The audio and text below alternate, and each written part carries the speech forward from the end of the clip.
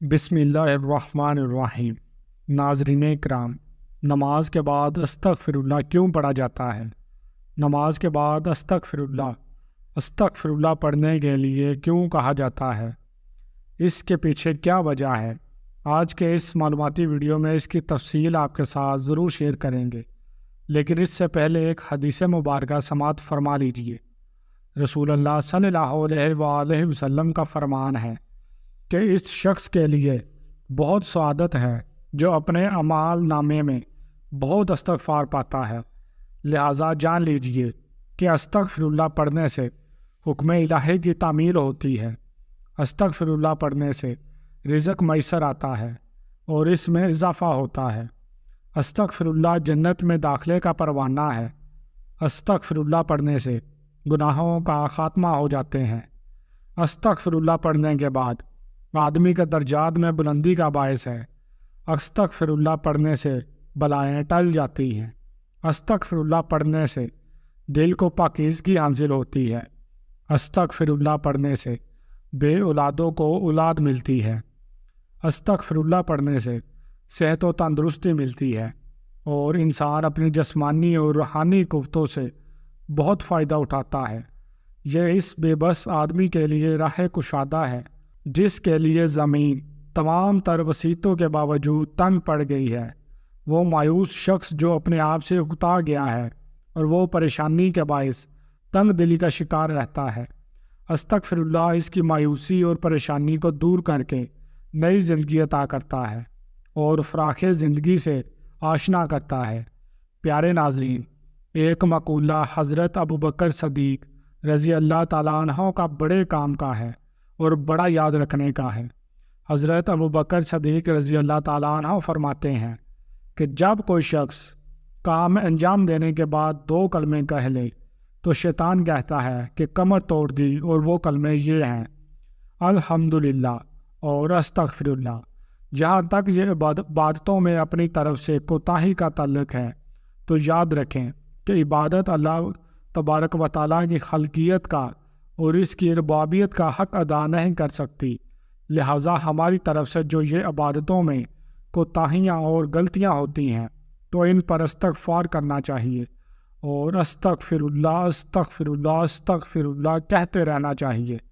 ناظرین کرام، صرف نماز میں ہی کوتاہیاں نہیں ہوتی، بلکہ نماز کے علاوہ بھی ہم سے جانے یا انجانے میں گناہ سرزد ہو جاتے ہیں۔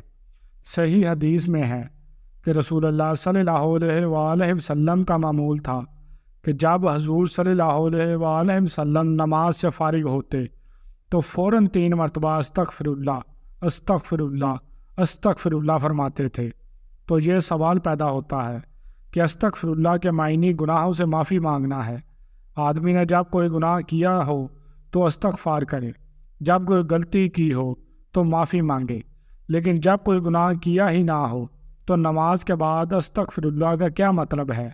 وجہ در حقیقت یہ ہے کہ اشارہ اس بات کی طرف کرنا مقصود ہے کہ نماز تو بے شک ہم نے پڑھ لی، لیکن جیسا پڑھنے کا حق تھا وہ ہم سے ادا نہ ہو سکا۔ لہٰذا ہماری نماز میں جو کوئی کوتاہی ہو اس پر ہم استغفار کرتے ہیں۔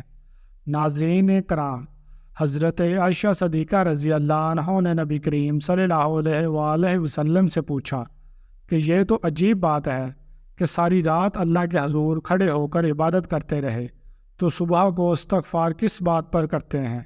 اپنے گناہوں کا کرتے ہیں یا کسی اور بات پر؟ تو نبی کریم صلی اللہ علیہ وآلہ وسلم نے ارشاد فرمایا کہ وہ استغفار رات کو کی گئی عبادت کی وجہ سے ہے کہ رات کو کی گئی عبادت میں یہ اللہ آپ کی ربوبیت کا حق ہم سے ادا نہ ہو سکا، اس واسطے ہم اس پر استغفار کرتے ہیں۔ قرآن کریم میں اللہ تبارک و تعالیٰ نے نیک بندوں کی تعریف کرتے ہوئے فرماتے ہیں کہ یہ وہ لوگ ہیں جو رات کو بہت کم سوتے ہیں، یعنی رات کو اللہ کے حضور کھڑے ہو کر اللہ کی عبادت کرتے ہیں۔ اللہ تبارک و تعالیٰ کے حضور نماز پڑھ رہے ہوتے ہیں اور وہ اللہ کے حضور استغفار کرتے ہیں۔ خود نبی کریم صلی اللہ علیہ وآلہ وسلم ساری رات کھڑے رہتے ہوئے پاؤں پر ورم آ رہا ہے، مگر پھر بھی فرما رہے ہیں کہ اے اللہ، ہم آپ کی عبادت کا حق ادا نہیں کر سکے، اے اللہ ہم آپ کے معرفت کا حق ادا نہیں کر سکے تو پیارے ناظرین ہم اور آپ کس طرح کر لیں گے، کیونکہ انسان اللہ تعالیٰ کی عبادت کا حق ادا نہیں کر سکتا۔ تو اس کی صورت یہ بتائی کہ اللہ تبارک و تعالیٰ کی عبادت کے بعد استغفار کر لیا کرو۔ ان کی رحمت ایسی ہے کہ وہ عبادت میں کوتاہیوں اور غلطیوں کو معاف کرنے کے بعد ان کی تلافی فرمائیں گے اور وہی چیز عطا فرمائیں گے جس کا انہوں نے وعدہ فرمایا ہے۔ حضرت انس رضی اللہ تعالیٰ عنہ سے مروی ہے کہ نبی کریم صلی اللہ علیہ وآلہ وسلم نے فرمایا کہ نگرانی کرنے والے 2 فرشتے یعنی اعمال نامہ لکھنے والے اللہ تبارک و تعالیٰ کی بارگاہ میں کسی بھی روز کسی کا اعمال نامہ پیش کرتے ہیں اور اس کے اول اور آخر میں استغفار ہوتا ہے۔ شیطان کا درجہ عبادت کے بارے میں 2 ہی قسم کا ہوتا ہے۔ ایک حربہ اس کا یہ ہوتا ہے کہ وہ عبادت کے بارے میں بندوں کو کبر اور نازم میں مبتلا کر دیتا ہے کہ میں بڑا عبادت گزار ہو گیا، میں نے اللہ کی بہت ہی عبادت کی وغیرہ۔ بندے کے دل میں عبادت کے بارے میں ناز اور گھمنڈ پیدا کرتا ہے تو الحمدللہ کا لفظ ہے شیطان کی کمر توڑ دیتا ہے کہ میں نے کیا، در حقیقت توفیق کسی اور کی ہے، یہ سب کچھ اسی کی عطا ہے۔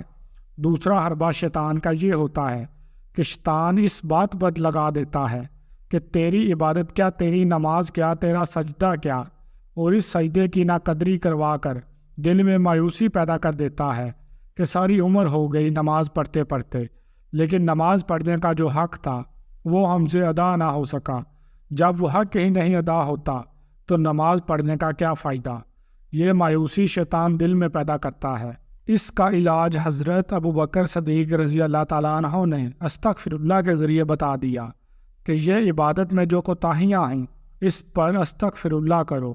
ایک حدیث مبارکہ میں نبی کریم صلی اللہ علیہ وآلہ وسلم نے ارشاد فرمایا کہ جو کوئی استغفار کو لازمی پکڑے اللہ پاک اس کے لیے ہر تنگی میں آسانی اور ہر غم سے دوری کا سامان پیدا فرمائیں گے اور اسے ایسی جگہ سے رزق عطا فرمائیں گے کہ جہاں سے اس کا گمان بھی نہ ہوگا۔ اسی طرح ایک دوسری حدیث مبارکہ میں ارشاد فرمایا گیا کہ قیامت کے روز جو شخص اپنے نامہ اعمال میں استغفار پائے گا اس کے لیے خوشخبری ہے۔ استغفار کا عمل اللہ تعالیٰ کو بے حد محبوب ہے۔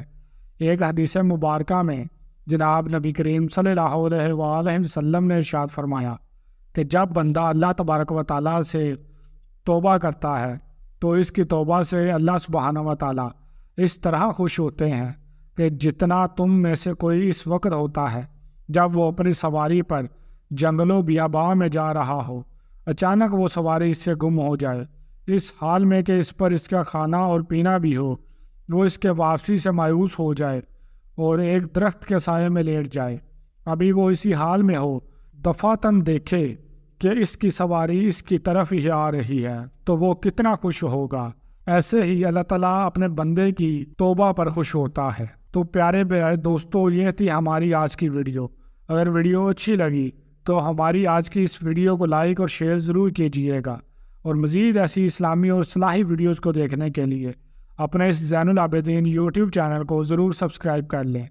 اللہ ہم سب کا حامی و ناصر ہو، آمین۔